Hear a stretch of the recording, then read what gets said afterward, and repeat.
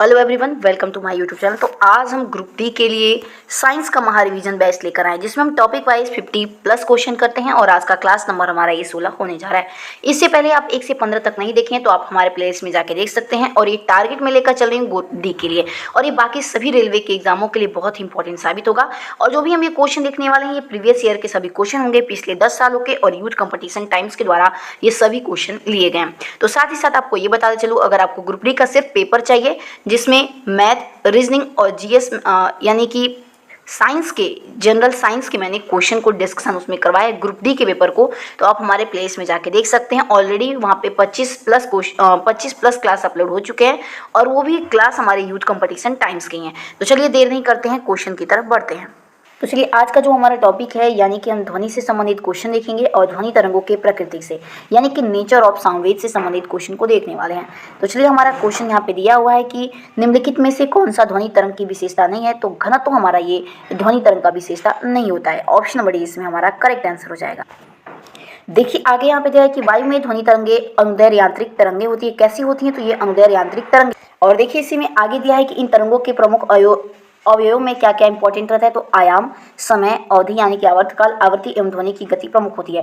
ध्वनि तरंगों में घनत्व नहीं होता है इसमें बोला है, और ध्वनि तरंगों की गति लगभग 332 मीटर प्रति सेकंड होती है। ओके, नेक्स्ट क्वेश्चन देखिए आगे देखिए ध्वनि तरंगे कैसी होती हैं। देखिए ध्वनि तरंगे ये यांत्रिक तरंगे होती हैं। तो ऑप्शन नंबर डी हमारा इसमें राइट आंसर हो जाए। नेक्स्ट क्वेश्चन आगे कि ध्वनि में क्या संचरण कर सकती है। तो देखिए ध्वनि में सभी विकल्प संचरण कर रहे हैं, यानी कि गैस भी, पदार्थ भी और केवल ठोस, ये सभी हमारे इंपॉर्टेंट हो जाएंगे। तो ऑप्शन नंबर ए हमारा राइट आंसर हो जाएगा।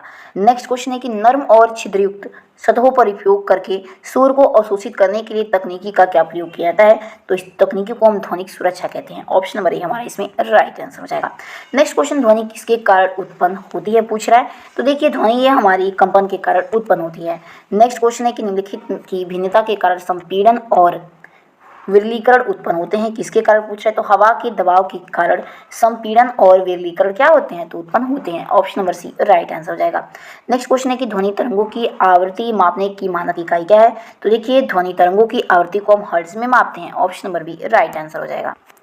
नेक्स्ट क्वेश्चन आगे दिया है कि निम्नलिखित में से कौन सा निर्वात में यात्रा नहीं कर सकता। तो देखिए ध्वनि ये हमारा निर्वात में यात्रा नहीं कर सकता, क्योंकि ध्वनि को यात्रा करने के लिए कोई ना कोई माध्यम की जरूरत होती है, इसीलिए आप ध्यान रखिएगा। नेक्स्ट क्वेश्चन देखते हैं। अगला क्वेश्चन दिया है कि जब हवा ध्वनि के माध्यम से गुजरती है तो हवा का कण पर क्या असर होता है। तो तरंग प्रसार की दिशा में कंपन करते हैं ये। ऑप्शन नंबर ए हमारा इसमें राइट आंसर हो जाएगा। नेक्स्ट क्वेश्चन आगे दिया है कि ध्वनि किसका एक रूप है जो सुनने में अनुभूति पैदा करती है। तो ध्वनि हमारी ये यांत्रिक ऊर्जा का ये रूप है जो सुनने में अनुभूति पैदा करती है। ऑप्शन नंबर बी हमारा इसमें राइट आंसर हो जाएगा। नेक्स्ट क्वेश्चन आगे दिया है कि हवा में ध्वनि तरंगे कैसी होती हैं। तो ये हमारी अनुदैर्ध्य तरंगे होती हैं। ऑप्शन नंबर सी हमारा इसमें राइट आंसर हो जाएगा। नेक्स्ट क्वेश्चन देखिए आगे दिया है कि निम्नलिखित पर ध्वनि तरंग भ्रमण करती है। किस पर ध्वनि तरंग भ्रमण करती है। तो ये हमारी विभिन्न माध्यमों में भिन्न गति से ये क्या करती है, तो ये भ्रमण करती है। यानी कि गैस में कुछ इसका अलग स्पीड होगा ध्वनि का, और ठोस में अलग स्पीड होगा, और वायु में अलग स्पीड होगा। इसीलिए ये विभिन्न माध्यमों में भिन्न गति यानी अलग अलग गति के साथ क्या करती है, तो भ्रमण यानी कि ट्रेवल करती है। ऑप्शन नंबर हमारे इसमें राइट।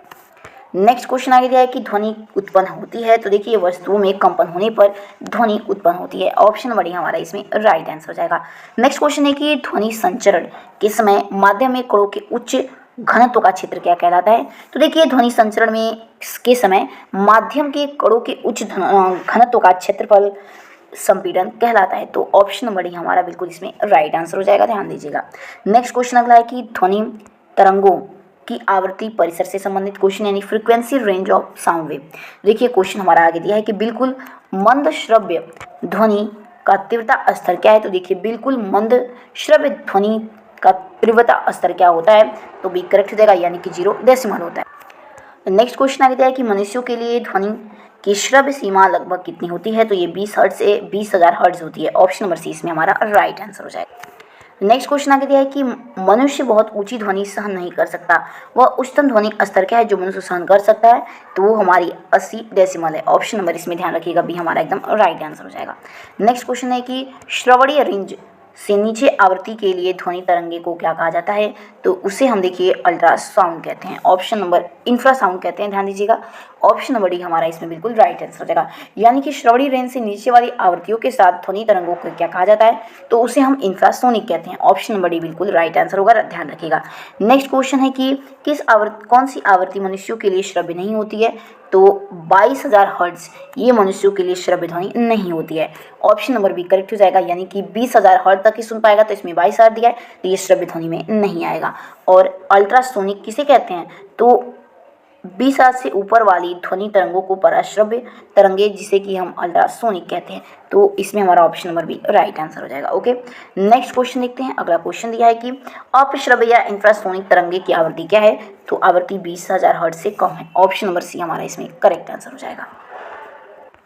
तो चलिए आगे जो भी हम टॉपिक लिखने वाले हैं, ये ध्वनि की चाल यानी स्पीड ऑफ साउंड से संबंधित होगा। क्वेश्चन हमारा दिया है कि ध्वनि तरंगों की गति 700 मीटर पर सेकेंड और ध्वनि तरंगे 7 किलोमीटर की यात्रा करने में कितना समय लगेगा?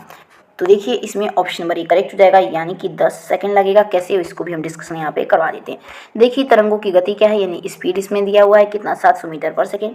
तरंगों की द्वारा तय की गई दूरी 7 किलोमीटर, इसको जब ये भी मीटर में है तो इसको भी मीटर में करेंगे तो 700 मीटर हो जाएगा। उसके बाद समय बराबर दूरी बटा में समय, तो समय हमारा पूछ रहा है तो दूरी कितना 7,000 हो जाएगा और चाल कितना 700, दोनों ये कट जाएगा, 7 से 7 कटेगा, 10 सेकेंड हमारा आंसर आ जाएगा। तो ऑप्शन नंबर सी हमारा इसमें बिल्कुल राइट आंसर हो जाएगा। नेक्स्ट क्वेश्चन आगे दिया है कि वायु में ध्वनि की चाल ज्ञात करें। तो वायु में ध्वनि की चाल 332 मीटर प्रति सेकंड होता है। ऑप्शन नंबर ए हमारा इसमें राइट आंसर हो जाएगा। नेक्स्ट क्वेश्चन देखते हैं। आगे क्वेश्चन यह है कि एक ध्वनि स्रोत 600 हर्ट्ज की तरंग भेजता है, यह 3 मीटर की तरंग दैर्ध्य पैदा करता है, तो इस प्रश्न में ध्वनि तरंग की गति क्या होगी पूछ रहा है। तो चलिए देखिए उसकी आवृत्ति कितनी दी है, तो 600 हर्ट्ज दी है। तरंग दैर्ध्य यानी कि लैम्डा दिया है 3 मीटर। तरंग वेग पूछ रहा है, वेलोसिटी। तो इसके बाद देखिए v इक्वल टू आवृत्ति गुणित तरंग दैर्ध्य होती है, यानी v equal to n lambda होता है। तो n 600 दिया, लैम्डा 3, जब 1800 फिर मल्टीप्लाई करने के बाद 1800 मीटर प्रति सेकेंड आ जाएगा। तो ऑप्शन नंबर इसमें देखिए बी हमारा बिल्कुल एकदम राइट आंसर हो जाएगा। ओके, नेक्स्ट क्वेश्चन देखते हैं। अगला क्वेश्चन है कि एक ध्वनि स्रोत 400 हर्ट्ज और आवृत्ति 2.5 मीटर तरंग दैर्ध्य की तरंगे भेजता है, ध्वनि तरंगों की चाल क्या होगी? इसमें भी देखिए इसमें चाल पूछा है। तो सबसे पहले आवृत्ति यानी कि आवृत्ति n होती है, तो n को कितना दिया गया है 400 हर्ट्ज। तरंग दैर्ध्य यानी कि लैम्डा 2.5 मीटर, तो v equal to n lambda होता है। 400 गुणित 2.5 करेंगे तो एक पॉइंट हटाने के लिए 0 एक कैंसिल हो जाएगा, तो 25 और 40 गुणा करेंगे तो कितना आ जाएगा 1000 मीटर प्रति सेकेंड आ जाएगा। तो ऑप्शन नंबर इसमें हमारा सी बिल्कुल ध्यान रखिएगा राइट आंसर हो जाएगा। ओके, नेक्स्ट क्वेश्चन है कि एक माध्यम में ध्वनि तरंगों की गति निर्धारित करता है, तो किस माध्यम में? तो माध्यम की प्रकृति के द्वारा। ऑप्शन नंबर सी इसमें राइट आंसर हो जाएगा। नेक्स्ट क्वेश्चन आगे दिया है कि समुद्री जल में ध्वनि की गति कितनी होती है? तो देखिए ऑप्शन नंबर सी करेक्ट हो जाएगा, यानी कि समुद्री जल में ध्वनि की गति 1531 मीटर प्रति सेकंड होता है। नेक्स्ट क्वेश्चन ये कि वायु में ध्वनि के वेग से अधिक की चाल से यात्रा करने वाली एक वस्तु को क्या कहा जाता है? तो उसे हम पराध्वनि कहते हैं। ऑप्शन नंबर ए हमारा इसमें ध्यान रखिएगा सही हो जाएगा। नेक्स्ट क्वेश्चन है कि 25 डिग्री सेल्सियस पर विभिन्न माध्यमों में ध्वनि की गति के चाल के बारे में निम्नलिखित में से कौन सा कथन सत्य या फिर असत्य है? पहला दिया है कि हीलियम गैस में ध्वनि की चाल 965 किलोमीटर सेकेंड होती है। दूसरा कि हाइड्रोजन गैस में ध्वनि की चाल 1284 मीटर प्रति सेकेंड होती है, तो बी हमारा करेक्ट होगा, केवल 20 सत्य है, यानी कि हाइड्रोजन गैस में ध्वनि की चाल 1284 मीटर प्रति सेकेंड होती है। ठीक है, नेक्स्ट क्वेश्चन देखते हैं। अगला क्वेश्चन है कि 25 डिग्री सेल्सियस वाले किसी माध्यम में ध्वनि की गति परिवर्तित हो जाती है, इस कथन के संबंध में निम्नलिखित में से कौन सा कथन गलत है?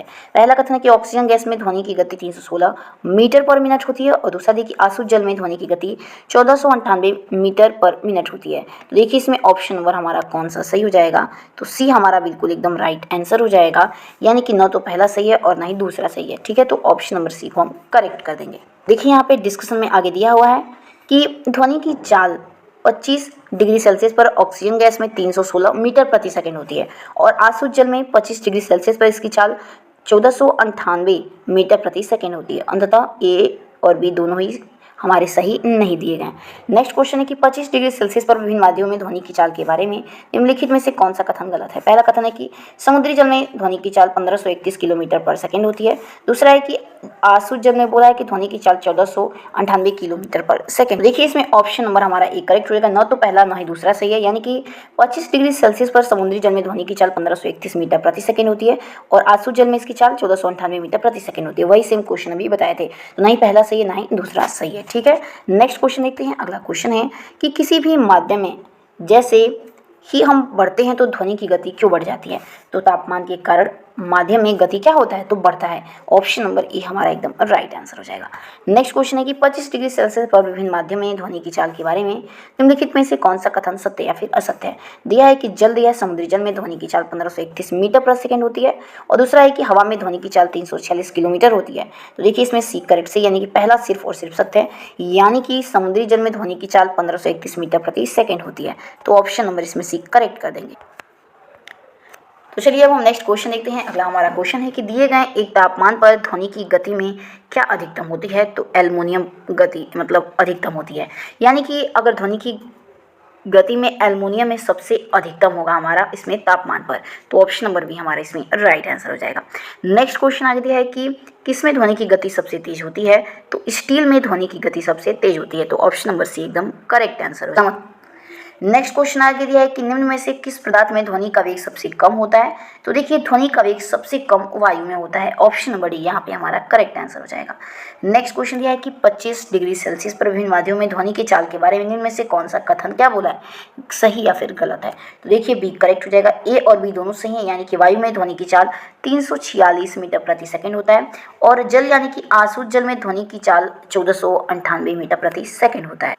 तो चलिए आगे हम जो भी क्वेश्चन देखने वाले हैं ये हमारा होगा ध्वनि के अभिलक्षण से, यानी कि कैरेक्टरिस्टिक ऑफ साउंड से संबंधित प्रश्न को हम देखने यहाँ पे वाले हैं। तो क्वेश्चन दिया है कि इसमें से कौन सी ध्वनि तरंग की विशेषता नहीं है? तो देखिए हर्ट्ज हमारा ये ध्वनि तरंग की विशेषता नहीं है। आयाम, आवृत्ति और वेग सभी ये हमारे ध्वनि तरंग की विशेषता होते हैं, लेकिन हर्ट्ज क्या होता है? तो इसकी यूनिट होती है ध्वनि तरंग की। तो ऑप्शन नंबर डी हमारा करेक्ट आंसर। नेक्स्ट क्वेश्चन देखिए आगे यहाँ पे दिया हुआ है कि एक एकल आवृत्ति द्वारा उत्पन्न ध्वनि को क्या कहा जाता है? तो देखिए एक एकल द्वारा आवृत्ति द्वारा ध्वनि जब उत्पन्न होती है तो उसे हम टोन या फिर स्वरतान कहते हैं। तो ऑप्शन नंबर बी हमारे यहाँ पे राइट आंसर हो जाएगा। नेक्स्ट क्वेश्चन ये है कि चमगादड़ उसके मार्ग में आने वाली वस्तुओं से टकराकर वापस आने वाली किसके द्वारा मार्ग की बाधाओं का पता लगाते हैं?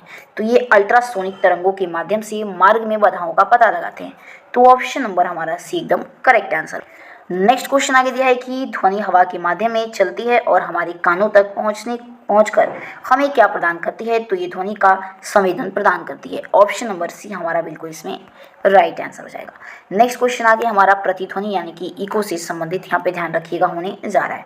तो चलिए क्वेश्चन है कि एक प्रतिध्वनि के लिए स्रोत और परावर्तक के बीच न्यूनतम दूरी लगभग कितनी होनी चाहिए?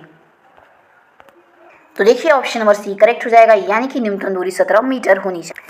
नेक्स्ट क्वेश्चन आगे दिया है कि कोई ध्वनि जब कम से कम 17 मीटर लगभग की दूरी पर परावर्तित होती है तो उसे हम क्या कहते हैं? तो उसे हम प्रतिध्वनि कहते हैं, यानी कि इको कहते हैं। तो ऑप्शन नंबर सी हमारा एकदम राइट आंसर हो जाएगा। नेक्स्ट क्वेश्चन देखिए आगे दिया है कि प्रतिध्वनि को कम करने के लिए ऑडिटोरियम की छतों पर दीवारों को किससे ढका जाता है? तो इसे फाइबर बोर्ड से ढक देते हैं। ऑप्शन नंबर बी हमारा इसमें राइट आंसर हो जाएगा। नेक्स्ट क्वेश्चन देखते हैं। अगला देखिए आगे क्वेश्चन दिया हुआ है कि लगातार या एकाधिक से किसके कारण प्रतिध्वनियों को एक से अधिक बार सुना जा सकता है? तो देखिए परावर्तन के कारण। तो ऑप्शन नंबर बी हमारा इसमें राइट आंसर हो जाएगा। नेक्स्ट क्वेश्चन है कि अस्पष्ट प्रतिध्वनि सुनने के लिए मूल ध्वनि तथा परावर्तित ध्वनि के बीच कम से कम कितना समयांतराल होना चाहिए? तो 0.1 सेकेंड का समयांतराल होना चाहिए। तो ऑप्शन नंबर बी हमारा इसमें राइट आंसर हो जाएगा। नेक्स्ट क्वेश्चन है कि एक समुद्री सर्वेक्षण जहाज समुद्र के तल पर एक ध्वनि तरंग भेजता है जो 2.5 सेकंड के बाद एक प्रतिध्वनि या अनुगूंज प्राप्त करता है। तो समुद्री जल में ध्वनि की गति 1200 मीटर पर सेकंड है। तो समुद्र की गहराई क्या होगी? तो ऑप्शन नंबर डी करेक्ट हो जाएगा। समुद्र की गहराई 1500 मीटर होगी। तो चलिए इसे सॉल्व करके दिखाते हैं। माना कि समुद्र की गहराई h है, दिया नहीं है तो, और 2.5 सेकंड में ध्वनि तरंग द्वारा तय की गई दूरी कितनी है? 2h हो जाएगी।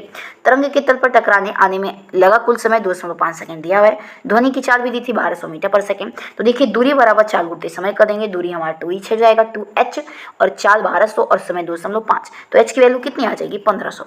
तो ऑप्शन नंबर हमारा इसमें 1500 मीटर क्या हो जाएगा? सही, डी एकदम करेक्ट कर देंगे। नेक्स्ट क्वेश्चन है कि एक व्यक्ति ने चट्टान के पास ताली बजाई और उसे 4 सेकंड बाद गूंज सुनाई दी। तो व्यक्ति से चट्टान की दूरी क्या रही होगी पूछा है। तो ऑप्शन नंबर सी करेक्ट होगा, 692 मीटर रही होगी। और ध्वनि की 40 में 346 मीटर पर सेकेंड दिया हुआ है। तो देखिए उसके लिए फॉर्मूला क्या यूज़ करेंगे। देखिए ध्वनि की गति 346 मीटर पर सेकेंड है। ध्वनि को चट्टान से टकराकर वापस आने में कुल लगा समय कितना है, तो 4 सेकेंड है। और ध्वनि की को चट्टान तक ले जाने में लगा समय 4/2 सेकेंड हो जाएगा। 4/2 तो 2 सेकेंड आ जाएगा टोटल। चट्टान की दूरी 346 × 2 करेंगे तो 692 मीटर आ जाएगा, यानी कि ऑप्शन नंबर सी हमारा बिल्कुल राइट आंसर। नेक्स्ट क्वेश्चन देखते हैं। अगला क्वेश्चन है कि एक ध्वनिक अनुनाद प्रतिध्वनि है जो कंपन होने पर नियत स्वर मान पर गूंजता है। तो ऑप्शन नंबर बी करेक्ट हो जाएगा। ये संस्वरण द्विभुज पर यानी कि ट्विनिंग फॉर्क पर। ऑप्शन नंबर बी हमारा इसमें राइट आंसर हो जाएगा। नेक्स्ट क्वेश्चन है कि अलग अलग प्रतिध्वनियों को सुनने के लिए ध्वनि के स्रोत से अवरोध की न्यूनतम दूरी क्या होनी चाहिए। तो देखिए ऑप्शन नंबर बी करेक्ट जाएगा, 17.2 मीटर। आपको कहीं कहीं 17 मीटर भी मिलेगा, तो 17 मीटर भी सही हो जाएगा। नेक्स्ट क्वेश्चन आगे देखते हैं। अगला क्वेश्चन हमारा सोनार और रडार से संबंधित क्वेश्चन यहाँ पे हम देखने वाले हैं, ठीक है। तो देखिए यहाँ पे क्वेश्चन दिया हुआ है आगे कि सोनार का पूरा नाम क्या है। तो सोनार का पूरा नाम होता है साउंड नेविगेशन एंड रेंजिंग होता है। तो ऑप्शन नंबर सी हमारा बिल्कुल इसमें राइट आंसर। तो चलिए अब आगे क्वेश्चन देखते हैं। अगला क्वेश्चन हमारा प्रकाश यानी कि लाइट और प्रकाश की प्रकृति से होगा, यानी कि नेचर ऑफ लाइट से होने वाला है। तो देखिए यहाँ पे क्वेश्चन दिया हुआ है कि नीले और लाल प्रकाश समान मात्रा में मिश्रित करने पर ये किस रंग को निर्मित होगा इससे बनने में। तो ऑप्शन नंबर सी हो जाएगा, यानी कि जब हम नीला और लाल को बनाते हैं तो हमारा मेजेंटा कलर बनता है, मेजेंटा कलर बनता है। नेक्स्ट क्वेश्चन है कि ऐसी वस्तुएं जो खुद प्रकाश उत्पन्न नहीं करती उन्हें क्या कहा जाता है। तो उसे हम देखिए अप्रदीप्त वस्तुएं कहते हैं। जो खुद से प्रकाश न उत्पन्न करे उसे अप्रदीप्त वस्तुएं कहते हैं। इसे इसमें एग्जाम्पल भी दिया हुआ है कि प्रदीप्त देखिए देख लेते हैं। देखिए अप्रदीप्त आपको पता है कि जो वस्तुएं खुद प्रकाश उत्पन्न नहीं कर, जैसे कुर्सी मेज दरवाजा आदि, ये सभी क्या है अप्रदीप्त वस्तुएं। अप्रदीप्त वस्तुओं में क्या क्या आता है, देखिए लालटेन, सूर्य, जलती हुई मोमबत्ती और आदि आता है, ठीक है। और पारदर्शी वस्तुएं जिनके आर पार देखा जा सके। और पारभासी वस्तु वो वस्तु होती हैं जो प्रकाश के कुछ भाग को स्वयं से बाहर जाने देती हैं, वो हमारी पारभासी होती हैं, ठीक है। नेक्स्ट क्वेश्चन आगे दिया है कि वस्तुएं जो अपनी रोशनी स्वयं उत्पादित करती हैं उन्हें क्या कहते हैं। तो उन्हें हम देखिए चमकदार वस्तुएं कहते हैं। ऑप्शन नंबर डी इसमें राइट आंसर हो जाएगा। नेक्स्ट क्वेश्चन है कि अंतरिक्ष यान से अंतरिक्ष यात्री को आकाश कैसा दिखाई देता है। तो आकाश काला दिखाई देता है। ऑप्शन नंबर ए हमारा इसमें राइट आंसर हो जाएगा।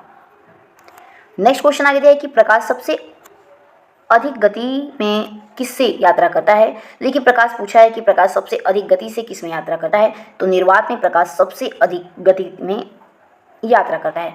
ऑप्शन नंबर ए हमारा इसमें राइट आंसर हो जाएगा। और देखिए विभिन्न माध्यमों में प्रकाश की चाल इसमें दिया हुआ है। तो देखिए निर्वात में 3 × 10⁸ मीटर पर सेकेंड से यात्रा करता है। कांच की बात करें तो प्रकाश 2 × 10⁸ मीटर प्रति सेकेंड से की चाल से यात्रा करता है। तारपीन के तेल में 2.04 × 10⁸ मीटर प्रति सेकेंड से यात्रा करता है। जल की बात करें तो जल में प्रकाश 2.25 × 10⁸ मीटर पर सेकेंड की यात्रा से यात्रा करता है। रॉक सॉल्ट की बात करें तो 1.96 × 10⁸ मीटर प्रति सेकेंड से यात्रा करता है। तो ये सभी पॉइंट आप ध्यान में रखिएगा। नेक्स्ट क्वेश्चन दिया है कि प्रकाश की गति क्या है। तो प्रकाश की गति 3 × 10⁸ मीटर प्रति सेकेंड होता है। ऑप्शन नंबर सी करेक्ट हो जाएगा। और ये हमारी निर्वात अथवा वायु में प्रकाश की गति है। ये निर्वात और वायु दोनों में ही गति हमारी सेम होती है, किसकी, तो प्रकाश की, ठीक है। नेक्स्ट क्वेश्चन आगे बढ़ते हैं। अगला क्वेश्चन है कि किसी माध्यम की प्रकाश को परावर्तित करने की क्षमता को इसके किसके द्वारा व्यक्त किया जाता है। तो इसके प्रकाश घनत्व के द्वारा हम व्यक्त करते हैं। तो ऑप्शन नंबर बी हमारा इसमें राइट आंसर हो जाएगा। नेक्स्ट क्वेश्चन है कि जब प्रकाश विरल माध्यम से सघन माध्यम में प्रवेश करता है तो क्या होता है। तो इसकी गति कम हो जाती है। ऑप्शन नंबर सी हमारा इसमें राइट आंसर हो जाएगा। नेक्स्ट क्वेश्चन है कि एक माध्यम जिसका अपवर्तन सूचकांक 1.5 मीटर है तो प्रकाश की गति क्या होगी। तो बी करेक्ट हो जाएगा, यानी कि 2.0 × 10⁸ मीटर प्रति सेकेंड होगी। तो देखिए कैसे निकालते हैं। एक माध्यम जिसका अपवर्तनांक सूचकांक दिया है कितना, 1.5 मीटर, प्रकाश की गति पूछ रहा है। तो सबसे पहले देखिए अपवर्तनांक बराबर निर्वात में प्रकाश की चाल बटा में प्रकाश माध्यम में प्रकाश की चाल। पहले निर्वात में प्रकाश की चाल, उसके बाद माध्यम में। तो आपको पता है निर्वात में कितनी होती है, ये आपको याद करना पड़ेगा, 3 × 10⁸ होती है। और माध्यम में प्रकाश की चाल हमको पता करनी है। और इसमें दिया है कि अपवर्तनांक सूचकांक कितना है, 1.5 कर देंगे। इसके बाद जब इसको भाग करेंगे तो माध्यम में प्रकाश की चाल आ जाएगी 2 × 10⁸। तो ऑप्शन नंबर बी हमारा एकदम राइट। आगे जो हम क्वेश्चन देखने वाले हैं ये हमारे यहाँ पे टॉपिक होने वाला है प्रकाश का प्रकीर्णन, यानी कि स्कैटरिंग ऑफ लाइट से संबंधित हम क्वेश्चन को देखने वाले हैं। क्वेश्चन देखिए आगे दिया है कि वायुमंडल की अनुपस्थिति में आकाश का रंग कैसा होता है? देखिए वायुमंडल की अनुपस्थिति में आकाश का रंग काला होता है। Option number D right answer हो जाएगा। नेक्स्ट क्वेश्चन है कि बादल, देखिए आगे क्वेश्चन यह है कि बादल सफेद दिखते हैं क्योंकि बादल की छोटी जल की बूंदें कैसी होती हैं? तो ये दृश्य प्रकाश की सभी तरंगदैर्घ्य को लगभग समान तीव्रता के साथ प्रकीर्णित करते हैं, यानी कि स्कैटर करते हैं। तो ऑप्शन नंबर सी हमारा बिल्कुल राइट यहाँ पे आंसर हो जाएगा। नेक्स्ट क्वेश्चन है कि निम्नलिखित में से प्रकाश के प्रकीर्णन के अनुप्रयोगों की पहचान कीजिए। तो ऑप्शन नंबर बी करेक्ट हो जाएगा, यानी कि डी, ई और ए सही होगा, यानी कि डी, ई और ए, यानी कि ये खतरे के संकेत का लाल रंग होना होता है। ठीक है, प्रकीर्णन का एग्जाम्पल और टिंडल प्रभाव में भी होता है, और सूर्य का लाल और आकाश का नीला होना भी। तो डी, ई, ए यानी कि ऑप्शन नंबर बी में सभी हमारे दिए हैं, तो ऑप्शन नंबर बी हमारा एकदम करेक्ट आंसर हो जाएगा। नेक्स्ट क्वेश्चन है कि जब रात के समय धूल भरी सड़क पर कोई कार गुजर रही हो तो हेडलाइट से प्रकाश पुंज के पथ किसके प्रभाव के कारण अस्पष्ट रूप से दिखाई देते हैं? तो ये प्रकीर्णन के कारण हमें अस्पष्ट रूप से क्या होते हैं, दिखाई प्रतीत होते हैं। ऑप्शन नंबर बी हमारा राइट आंसर हो जाएगा। नेक्स्ट क्वेश्चन आगे है कि अंतरिक्ष का रंग काला दिखने का कारण क्या है? तो ऑप्शन नंबर सी करेक्ट हो जाएगा, प्रकाश का प्रकीर्णन नहीं होना, इसी कारण अंतरिक्ष काला दिखता है। तो option number C right answer हो जाएगा। नेक्स्ट क्वेश्चन है वर्षा के बाद वायुमंडल में जल की निलंबित बूंदों से इंद्रधनुष बनता है। इंद्रधनुष बनने के लिए आवश्यक परिघटनाओं में इनमें से कौन सी परिघटना शामिल है? तो देखिए कौन सी परिघटना शामिल होती है, तो ऑप्शन नंबर ए हमारा सिर्फ करेक्ट होगा, यानी अपवर्तन, वर्ण विक्षेपण और पूरे आंतरिक परावर्तन संयोजन, ये सभी हमारे वर्षा के बाद वायुमंडल में जल की निलंबित बूंदों से इंद्रधनुष बनने में परिघटना के लिए क्या होते हैं, शामिल होते हैं। तो ऑप्शन नंबर ए हमारा इसमें करेक्ट आंसर हो जाएगा। नेक्स्ट क्वेश्चन यह है कि किसके कारण जल प्रकाश किसी माध्यम के निलंबित कणों से होकर गुजरता है? तो प्रकाश का कुछ भाग अवशोषित होता है और सभी दिशाओं में उत्सर्जित होता है, तो ये प्रकाश के प्रकीर्णन के कारण। Option number A correct answer हो जाएगा। नेक्स्ट क्वेश्चन है आकाश नीला दिखाई क्यों दे? तो देखिए इसमें कौन सा हमारा सही होगा, तो ऑप्शन नंबर डी करेक्ट हो जाएगा, यानी कि देखिए हमारा यहाँ पे क्वेश्चन दिया हुआ है कि आकाश नीला क्यों दिखाई देता है? तो उच्च तरंग लंबाई के प्रकाश का फैलाव के कारण आकाश में लाल दिखाई देता है। फिर गलत। नेक्स्ट क्वेश्चन है कि आकाश नीला क्यों दिखाई देता है? तो कम तरंग दैर्घ्य वाले प्रकाश के प्रकीर्णन का कारण ही ये आकाश नीला दिखाई देता है। तो ऑप्शन नंबर डी हमारा इसमें राइट आंसर हो जाएगा। नेक्स्ट क्वेश्चन दिया है कि चंद्रमा की सतह पर देखने पर किसी अंतरिक्ष यात्री को आकाश का रंग कैसा दिखाई देता है? तो काला दिखाई देता है। अगला क्वेश्चन है कि छोटे कण और डैश और डैश के रंगों के प्रकाश की प्रकीर्णन सबसे अधिक करते हैं, जबकि बड़े कण किसके और किसके रंगों के प्रकाश की प्रकीर्णन सबसे अधिक करते हैं? तो एक करेक्ट होगा, यानी कि छोटे कण जो होते हैं बैगनी और आसमानी रंगों के प्रकाश का प्रकीर्णन सबसे अधिक करते हैं, और जबकि बड़े कण होते हैं वो लाल और नारंगी रंगों के प्रकाश का प्रकीर्णन उसमें सबसे अधिक होता है। तो option number A right answer हो जाएगा। नेक्स्ट क्वेश्चन आगे दिया है कि श्वेत प्रकाश वाले परिवेश में दूध सफ़ेद दिखाई देता है क्योंकि दूध में मौजूद कण उस पर पड़ने वाले श्वेत प्रकाश में मौजूद विभिन्न रंगों के तरंगदैर्घ्य की तुलना में अधिक होते हैं, और श्वेत प्रकाश के सभी रंग की मात्रा प्रकीर्णित होते हैं। तो इसका कारण पूछे हो गई बस।